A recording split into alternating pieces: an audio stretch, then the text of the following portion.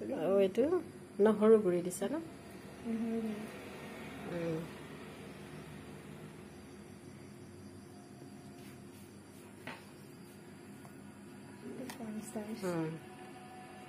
এইটো হৈছে মাকৈ গুৰি কৰ্ণ ষ্টাৰ্চ অলপ আছে কলা জালুকৰ গুৰি দিয়া হৈছে এইটো হৈছে চিলি ফ্লেক্স এতিয়া নিমখ দিয়া হৈছে এয়া দিয়া হৈছে আমুল বাটাৰ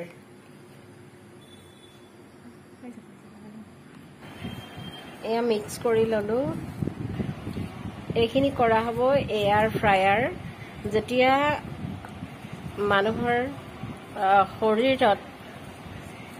তেল দি খালে উপকাৰ হয় তেতিয়া এইদৰে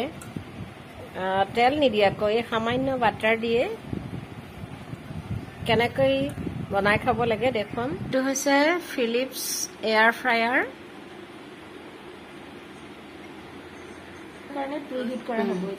এতিয়া 200 ডিগ্ৰী চেলচিয়াছত 3 মিনিটৰ কাৰণে প্ৰি হিট কৰা হ'ব এয়া অন কৰা হৈছে এইফালে গৰম হাৱাটো অনুভৱ কৰা হয় সেকেন্ডলে আহি আছে এইটো কাৰেণ্টত দিয়া হৈছে এইটো গৰম হৈ গ'ল এতিয়া ইয়াতে আলুখিনি দি দিয়া হ'ব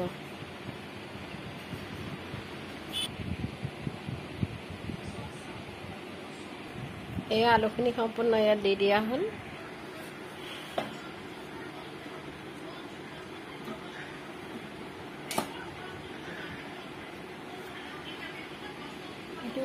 এয়া 180 ডিগ্ৰীত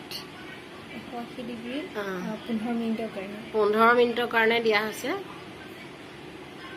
180 ডিগ্ৰীত 15 মিনিটৰ কাৰণে মিলালো মিলোৱা হ'ল সেটিংটো মিলোৱা হ'ল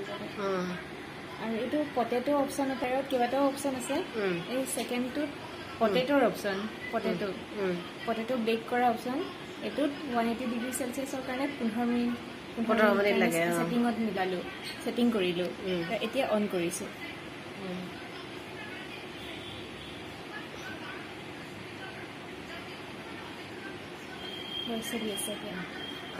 এতিয়া খাবলৈ 15 মিনিট অপেক্ষা কৰিব লাগিব এয়া মাজতে অলপ ৰখাই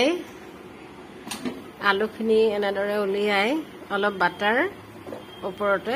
দি দিয়া হ'ব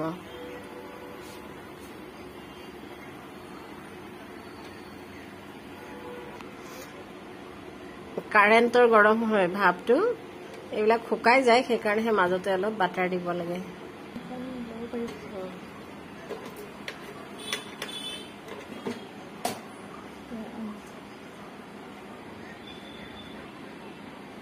এয়া সিজিছে নে মাজতে চাব পাৰি